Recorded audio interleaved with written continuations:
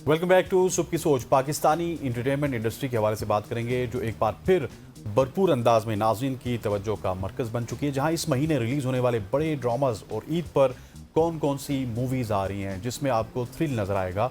और आने वाली फिल्में पहले ही सोशल मीडिया पर ज़ेर बहस भी हैं और शायकीन ना सिर्फ अपने पसंदीदा अदाकारों को देखना चाहते हैं बल्कि ये भी देखना चाहते हैं कि बॉक्स ऑफिस और रेटिंग्स की दौड़ में कौन आगे निकलता है। और ईद के करीब आते ही फिल्म इंडस्ट्री में भी खासा जोश व खरोश देखने को मिल रहा है, क्योंकि हर साल की तरह इस दफ़ा भी बहुत सारे रोमांटिक आपको सीन्स नज़र आएंगे, एक्शन से भरपूर मूवीज़ भी नज़र आएंगी और कुछ कॉमेडी के से भी भरपूर अंदाज में आपको या तो मूवीज़ या फिर ड्रामास भी नज़र आएंगे अपनी फेवरेट कास्ट के साथ। सो आज हम यही जानने की कोशिश करेंगे अपने मेहमान से कि क्या कुछ आ रहा है और इस बड़ी ईद के अंदर हम गोश्त के साथ साथ, जो गोश्त तो हमें खाना ही खाना है, मीट तो खाना ही खाना है, लेकिन उसके साथ साथ कौन कौन सी मूवीज़ एंजॉय कर सकते हैं उसके हवाले से बात करेंगे। बिल्कुल जी, और इसी पर बात करने के लिए दिल्ली हमें ज्वाइन कर चुके हैं इजाज वारिद साहब। किसी तारुफ के मोहताज नहीं है। Thank you so much Ijaz साहब फॉर योर टाइम।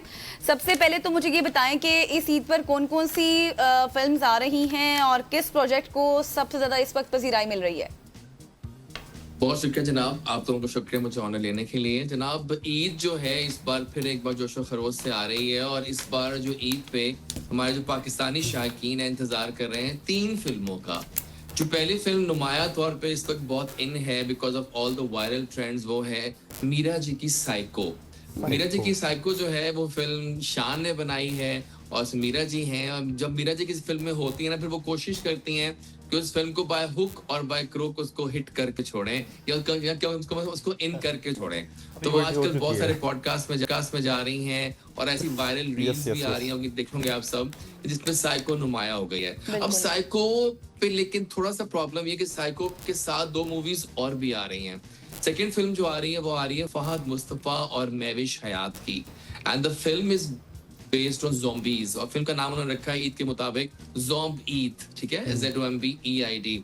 अब ज़ॉम्ब ईद का खास बात ये कि तो फहद है, फहद की पिछली हिट जो थी आग लगे बस में, इट वाज अ ब्लॉकबस्टर और उनकी अच्छी खासी ऑडियंस है। फहद का अपना एक नाम है और फहद की अपनी एक ऑडियंस भी है। और ज़ॉम्बीड की खास बात यह है कि ज़ॉम्बीड जो है ना वो बच्चों को और जेनजीज को बहुत अट्रैक्ट करने वाली है, क्योंकि वो तरह एक हॉरर और थोड़ा ज़ॉम्बी एलिमेंट भी उसमें आएगा, तो उस पे हम इसको काफी ऊपर कर सकते हैं। थर्ड फिल्म आ रही है love the song. Love the song की खास बात यह है कि ये बना रहे हैं जो मतलब खानदान बना रहा है इसको, इमरान साहब, इमरान मलिक। उनकी फिल्म जो लेगेसी है वो उनके खानदान में चलती चली आ रही है। They have the history of film making.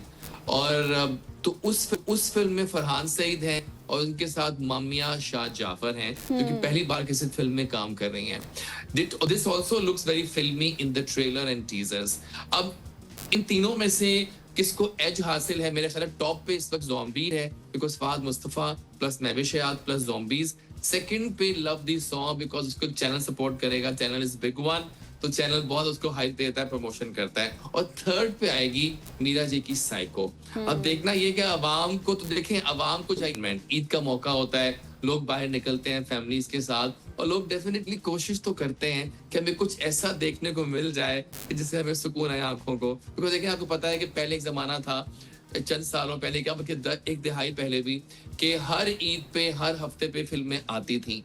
आजकल अब वो हालात नहीं रहे हैं, आज की फिल्में बहुत कम बन रही हैं। तो जब भी वो आती है तो एक उम्मीद होती है कि शायद अब कुछ ऐसा हो जाए कि फिल्म्स जो हैं वो ब्लॉकबस्टर हो जाएं। तो उम्मीद तो है, लेकिन I think zombied has an edge over love the song and psycho. मेरा अपना ये ख्याल है, पर्सनल व्यू है। चलिए जी, अब देखते हैं आपका ये जो एज है ये कितना एज रहेगा और क्या साइको मीरा जी की उस तरह से एज हासिल करेगी या नहीं करेगी। अच्छा इजाज़ भी मुझे बताइएगा कि इस वक्त जो सोशल मीडिया की अगर बात की जाए तो उसमें कौन कौन सी मूवीज़ के जो सॉन्ग्स हैं वो ट्रेंड कर रहे हैं या फिर कौन से ड्रामाज ऐसे जिनके जो टीजर्स हैं वो ट्रेंड कर रहे हैं, इनके हवाले से हमें बताइए। हाँ देखिए, टीजर्स वगैरह तो आते रहते हैं, ड्रामा सारे आ रहे हैं और मैं अक्सर ड्रामा क्रिटिक्स करता रहता हूँ। देखिए ड्रामे इस वक्त तकरीबन 15 के करीब ड्रामे जो है वो ऑनर होते हैं मेजर चैनल्स पे, लेकिन में से 4-5 ड्रामे ही अच्छे चल रहे होते हैं। इस वक्त जो हाइप मार्केट में बनी हुई है ना, वो उन ड्रामों की बनी हुई है जो आने वाले हैं। वहाज अली एक ऐसा नाम है जिनके बारे में बात करूंगा मैं स्पेशली आज, कि वहाज की अच्छी खासी ऑडियंस है यहाँ भी और बैरून मुल्क भी। वहाज के 2 ड्रामे इस वक्त पाइपलाइन में आ चुके हैं। मिट्टी दे बावे आजकल शूट हो रहा है लाहौर में, और उसमें उनके साथ है मायरा खान। और मायरा खान जब भी काम करती है वो क्लासी भी हो जाता है और खास भी हो जाता है। Yes. फिल्म की ड्रामा की कास्ट में अमर खान भी हैं, हिना अफरीदी भी हैं, फरियाल महमूद भी हैं, कामरान महमूद भी हैं, बहुत सारे और लोग भी हैं, जुनैद खान भी हैं। और ड्रामा जो है वो एक डिफरेंट सी स्टोरी पे मुश्तमिल है इस वक्त, और कहा जा रहा है कि वहाज की लाइफ की ये बेस्ट परफॉर्मेंस होने वाली है मिट्टी दे बाबे। क्योंकि जब वहाज फर्स्ट टाइम आ रहे हैं मायरा खान के साथ और दोनों अपना मकाम रखते हैं, तो फिर ड्रामे की हाइप बहुत ज्यादा है। और अक्सर हमसे नाज़रीन पूछते रहते हैं कि ड्रामे कब आ रहे हैं। ड्रामे की शूटिंग हो रही है आजकल, ड्रामा इंशाल्लाह आ जाएगा अक्टूबर-नवंबर तक आपकी स्क्रीन पे। एक और ड्रामा जिसका लोग 4-5 साल से इंतजार कर रहे हैं वो है जनाब तेरे बिन 2। तेरे बिन आया था यमुना और वहाज का, और वो ब्लॉकबस्टर साबित हुआ, उसके बिलियंस में व्यूज। और अब लोग दोबारा से इंतजार कर रहे हैं। अब्दुल्ला कादवानी असद साहब इसको प्रोड्यूस कर रहे हैं और ड्रामा शूट पे जा रहा है जुलाई में इंशाल्लाह। और वहाज और यमुना एक बार फिर साथ आएंगे, एंड दिस जोड़ी will create wonders I am sure. और ये ड्रामा इस साल के एंड में या अगले साल के स्टार्ट में टीवी पे आ जाएगा। तो ये 2 ड्रामे ऐसे हैं जिनका लोग बहुत इंतजार कर रहे हैं, बिकॉज हाइप बहुत ज्यादा है। और वहाज की इस वक्त जो मार्केट वैल्यू है वो काफी टॉप नॉच है। People are really waiting for these dramas, you know, they're very important actually. सही हुआ। सब मुझे ये बताएं कि अगर अभी ये तो आपने फिल्म और ड्रामे के हवाले से बात कर दी, लेकिन पाकिस्तानी जो फिल्म इंडस्ट्री है वो अभी भी मुस्तहकम नहीं हुई है पूरी तौर पर। हम देख रहे हैं कि लोग जाना तो चाहते हैं सिनेमा घरों में, लेकिन होता ऐसे है कि जैसे आपको पता है कि 8 बजे तमाम तर मार्केट्स बंद कर दी जाती हैं, कमर्शियल सरगर्मियाँ क्लोज करने के हवाले से कहा जाता है। तो ऐसे में आपको नहीं लगता कि काफ़ी नुकसान भी हो सकता है? और आपके ख्याल में इस फैसले से फिल्म इंडस्ट्री, सिनेमा जो बिजनेस है, या फिर जो नई फिल्म्स आ रही हैं, नए ड्रामे आ रहे हैं, उनकी ग्रोथ पर भी असर पड़ सकता है? देखिए मेरी बात सुने, कल शाम को एक नोटिस आया तो है गवर्नमेंट का, जिसमें गवर्नमेंट ने काफी हद तक अब आसानियां कर दी हैं टाइमिंग्स के हवाले से first of all. So hopefully अब लास्ट शो जो है वो 11 तक चलेगा, क्योंकि कल जो मैंने देखा है नोटिस उसमें कहा गया है कि चूंकि हालात थोड़े बेहतर हो चुके हैं अब, तो काफी जगहों पे उन्होंने वो आसानियां कर दी हैं। तो मेरा अपना ख्याल है कि फिल्म का जो चौथा शो है वो होपफुली हो जाएगा रात 11 बजे, क्योंकि ये जरूरी है। देखिए हमारी इंडस्ट्री पहले ही ऐसे कदमों पे है। बल्कि मैं एक बात करूंगा, अभी मरियम नवाज साहिबा ने एक बड़ा अच्छा टॉपिक अनाउंस किया है। उन्होंने लाहौर में एक बनाने का अनाउंस किया है film city, and that is a very good step actually. No government मतलब अनाउंस सच थिंग एवर, लेकिन मरियम साहिबा ने ये अच्छा इकदाम किया है, मुझे अच्छी बात लग रही है कि अब फिल्म्स बहुत बनने वाली हैं। बहुत लोग पैसे दिए गए हैं, फिल्म सिटी बन रही है कई एकड़ पे जहाँ फिल्में बनने वाली हैं। तो आई थिंक टाइमिंग्स भी चेंज हो जाएंगे, हमें एक्स्ट्रा शो मिल जाएगा इंशाल्लाह। प्लस गवर्नमेंट चाहती है कि फिल्म इंडस्ट्री अब फ्लोरिश हो, बहुत हो गया जमाना।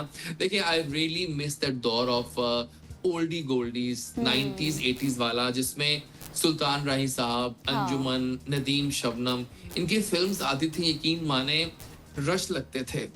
अब वो दौर रहे नहीं है। मैं भी एक वजह ये भी सकती है कि शायद ड्रामे के ही लोग फिल्म में काम कर रहे हैं, और उस वक्त फिल्म वालों की एक और ही हाइप होती थी। अब जरा ये हो गया कि चूंकि ड्रामे के लोग कर रहे हैं फिल्मों में काम, तो जरा थोड़ी हाइप कम होती है, बिकॉज ऑलरेडी वो हर शो में आ रहे होते हैं ऑन द टीवी चैनल्स। तो मे बी शायद हो, लेकिन फिर भी आई थिंक शोज बढ़ जाएंगे इंशाल्लाह, उम्मीद पूरी है। और प्लस फिल्म्स फ्लोरिश होंगे इंशाल्लाह। सर मुझे इजाज़ साहब एक और पॉइंट के ऊपर मैं आपका पॉइंट ऑफ व्यू चाहता हूं कि ये जो हमने देखा मेरा लियारी के हवाले से, एक तो सबसे पहले बताइएगा कि पाकिस्तान में इसकी प्रमोशन क्यों नहीं हुई?